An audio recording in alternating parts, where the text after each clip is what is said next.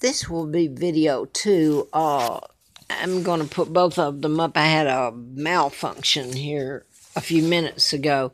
The name of the videos is Philip, Philip, Graham, Graham, slash JFK. And this will be video 2. I want to finish this. First of all, I want to start by just showing you this because I know it may get redundant, but in case somebody doesn't know what I'm talking about, I did a medical malpractice book in '78 about mind control murders, which is invisible. It goes back to the Tesla file where you can cure illnesses or create illnesses, and you can make death appear as suicide when it's the use of mind control. The person didn't really commit suicide. They were told to, like a lot of these shooters that are involved, like the shooter in Blacksburg, Virginia Tech next door, and then the program shooter out in Las Vegas recently. Mr. Paddock was programmed. And Larry Flint, shooter, was programmed. He was shot while I was doing the book. He was shot in Lawrenceville, Georgia, a few miles from Cobb County, where I lived and was doing the book at Moonraker Apartments. I had a letter from the FBI, June the 23rd, '79, ongoing investigation, national security involved. And I thought it was because of the book. Later I found out, well, I actually thought it was because of a wiretap and the book. And later I found out in late '83 about my kidnapping. My father is Edward VIII, and my mom is Claudia Ruth O'Keefe, who he was married to. And they remained married. They were still alive in October the 20th, '86, when I came to Roanoke.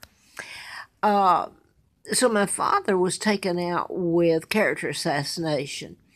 And he wasn't married to Wallace Simpson. This was a total lie. A double married Wallace and was responsible for all the crazy antics, like wearing the flag as a diaper on a tricycle. They had the double was doing this. It wasn't my father, and it's a host of things that are horrible that they said my father did. First of all, he's married to my mom, and she's a school teacher. And Wallace was an American spy. So I've put this up, and I won't be redundant, again. Sir Winston Churchill burned the files where my mom and dad were married. She was actually queen in '36 and should have remained. And my birth certificate, and there was an addendum to my father's forced abdication that if he had an heir, the heir would inherit, and it was legal. And when I was born in '39, I became Victoria II, heir to the British crown. So I won't keep going on that. My own Uncle George, who's illegal, the United States inserted their own monarch, and that would be George VI. And Elizabeth, they're illegal, but they're there. And they work for the United States, the Illuminati, let me put it that way. So Joe Kennedy was appointed ambassador in '36 till they kicked him out in '46. JFK, his son, would fly in to the embassy and was a visitor and stayed there overnight, I believe I'm right, and he spoke before Parliament. Well, I know I'm right. So he helped in my kidnapping and bringing me to Moulton, Alabama. And this family really didn't look like this. They didn't have cars. It doesn't show their home. It was a pigsty. And this is me, 1943. They brought me there in '41. Lina Dempsey had twins born out of wedlock, Peggy and Carl Dempsey. And she had killed Carl right after birth. And they were about a year older than me, I found out. And Peggy was killed about a week or 2 weeks prior to me being taken there, kidnapped and taken there. So it was all planned. And this is George O'Keefe, my aunt. My mom's her sister. So I want to show this JFK's vision for mental illness. It's health care. It's not what you think. So I'm going to go on and try to finish this. I was talking about Graham. He was, I'm doing the second half of it. I had a malfunction or something happen. But anyway, I went up to D.C. in, well, I think it was the spring or late spring of 1982. And I won't put this up, the length of it, but I went into Katharine Graham's because I was writing about suicides also that were done using mind control, and they can be proven. These I spoke of were done in patterns. But I put most of this up, so let me just kind of get to it. I went into Mrs. Graham's Washington Post, and a lot happened there, and I won't get into all that again. If you care, you can go back and read it. But Philip Graham was 48 years old, and he was executive director of the Washington Post. He had a lot of titles, even in the Army, military, U.S. military. He had some titles that should be looked up. But what I was talking about, that I knew back then, and I was going to Mrs. Graham with it. I thought, does she not know? So, you can, mind control is used to make it appear that you committed suicide. And Robin Williams, if this is ever told, was one of the victims of that. Okay, here's what Graham said on one of the intelligence committees. Your communication satellites, and that was why I zeroed in part to that. And I'm just going to read it here. Philip Graham, 48 years old, president of Washington Post, Executive Office, Washington, D.C., died of gunshot wound at a farm near Marshall, Virginia. He killed himself, and so they say. It's mind control was used on him. They chip him, root canals, heart bypasses, with a 28-gauge shotgun. A body found in the bathtub. Sheriff, I think his name was Hill of Warrenton, Virginia, stated Mr. Graham had propped the shotgun in a corner of the bathroom, placed the muzzle against his head, pulled the trigger with his hand, and fell into the tub. Now then, it was ruled a suicide. I will mention this. I did not know how well, I knew he committed suicide, but I didn't know was supposed to. It was mind control. But I didn't know, this is a man who's got all these titles and all this, and connected with the Kennedys, who helped kidnap me, and JFK himself was shot by a program shooter, Lee Harvey Oswald. They're not going to tell you all this. They don't tell you about my kidnapping, taking down my dad, illegally taking over Great Britain, the UK. It's exactly what they did. Anyway, when in 1980, I was almost killed April Fool's Day. I was taken across the state line illegally, but I ended up working for the District Attorney Fred Simpson. That's NASA, where NASA began in Huntsville, and he was the Madison County District Attorney. By the way, John Lennon was shot by a program shooter, Mark David Chapman, in November of 80. And the shooter was programmed just like the Virginia Tech shooting in Virginia, where the young man shot 32, then killed himself. He was programmed to, like Paddock, etc. Okay, I want to say this too. They've used the mental health. Mental health, mind control has nothing to do with mental illness or mental health, but it's being used to persecute James Holmes of the Aurora, Colorado. He is not mentally ill. He was put in mental hospital and tortured with psychotic drugs. They're using the mental health system as an escape route to commit all these crimes using mind control. Okay, Mr. Graham, what I wanted to say was when I worked at Fred Simpson's office, the district attorney in 80, a lady, Bunny Saylor, came to my room. She found out where I was living. And she came to my room and she said, "You work for the district attorney, Fred Simpson?" I said, "Yes." And she wanted me to help her. And I thought, lady, you don't know what's happened to me. I was told not to even speak about it while I'm there. But anyway, I listened to her because I've always been this person that wanted to help. So I listened to her, and she told me that her husband, and I put this up before, I just didn't connect it to the Philip Graham. I wasn't telling about the part about him.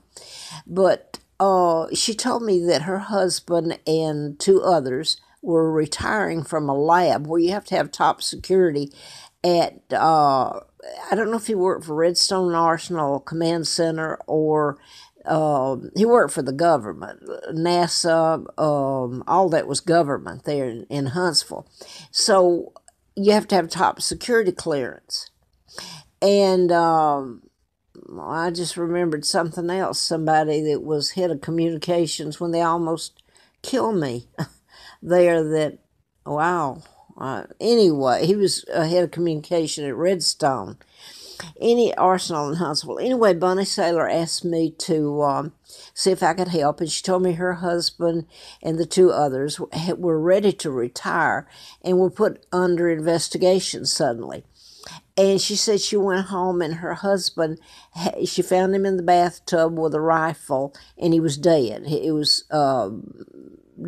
deemed suicide. Of course, it was mind control. The other guy died of sudden cancer, which is what I've been talking about. They could cure, it's the Tesla files, they could cure or create an illness. Now then, jump to the third one. He ran his car into the Tennessee River and drowned. All within a few months, just prior to, they were under investigation. So anyway, I couldn't help her. I tried, and I couldn't. I want to continue with her. Sounds a little bit like Graham's, only I couldn't figure out how her husband was killed with a rifle until I just read this about Graham. And this is what I wanted to say too. I didn't know this. Mr. Graham had for some time had been a patient at Chestnut Lodge Psych Hospital just prior to his death. So the psychiatry is being used in here in a bad way. Mind control has nothing to do with mental illness. I hope I said that right. I'm trying to get this up.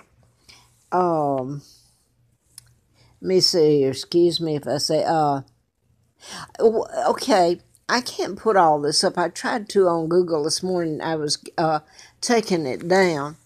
And Philip Graham was on a lot of boards, but the thing that interested me was the communication satellite. It was an intelligence gathering. And here's what I'm going to read you, if I'm going to read my own writing here. Philip Graham was an intimate friend of President John F. Kennedy and President Johnson, Vice President and then President. Mr. Graham helped arrange Kennedy-Johnson ticket in 1960.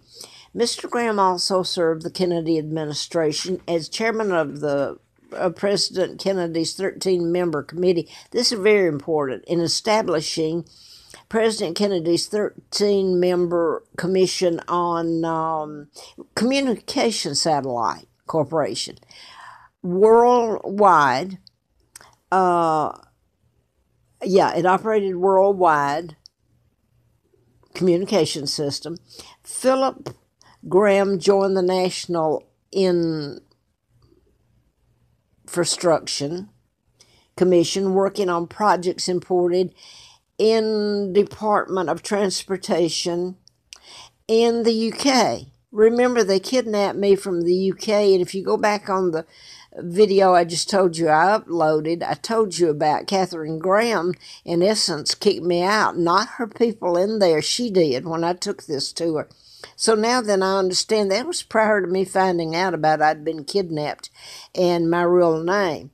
So everybody just went into the UK and took it over. Let me get back to the UK government's, projects important infrastructure, worked on projects important in the Department of Transportation, UK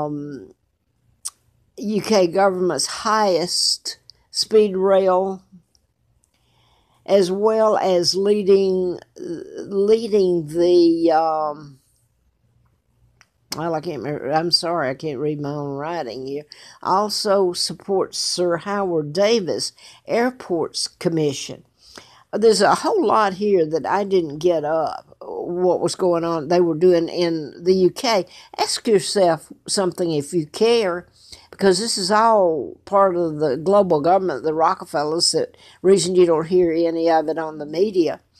What's the United States says we're their best friends, yet they kidnapped me, the monarch. They took down my father, the monarch. My mom was an American school teacher, Georgia O'Keeffe's sister, and they have just run amok with our country and done everything in the book, and they're all over the world. You want to ask yourself what they're doing all over the world with the military?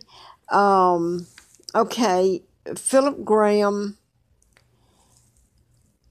was in the, well, I mean, he was in the United Kingdom prior to joining the National Infrastructure Commission. Philip Graham worked on many of the United Kingdom's most important communication satellites corporations, as in ComSat 1945, only you updated, Global Telecommunication based in the UK. Now, that's as far as I'm going to go here. You could Google it yourself if you care.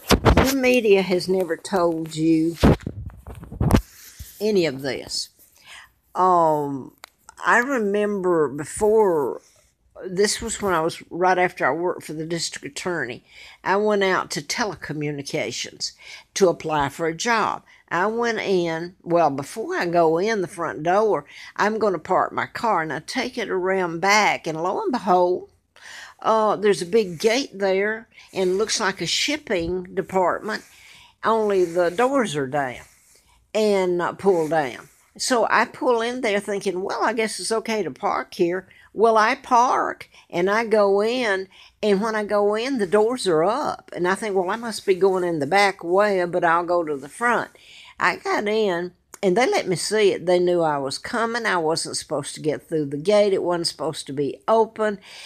And I wasn't supposed to be in the shipping, what you thought was the shipping department.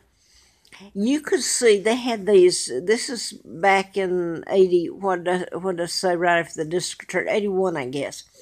They had these, like you're showing film back then. And they were showing, it was odd. They had it up there so I could see it, and they were grinning at me. It was a room full of people. And they were showing plumbing, and it had people's, like, drafting and stuff. It showed the numbers and the name, and I guess who they sold it to. Anyway, this is going on back then. This is telecommunication, and you talk about getting into your home, knowing what you're doing, your cable companies, and comes your satellites and all this. And if you start talking about it, why, let's say that Mr. Paddock knew had a chip in him. What do you think would have happened if he went to a doctor? They'd lock him up and call him crazy. If this is ever told, and it won't be when the rest of the Kennedy files, they're not going to tell about my kidnapping and torture you've done to me, or mind control, or any of this.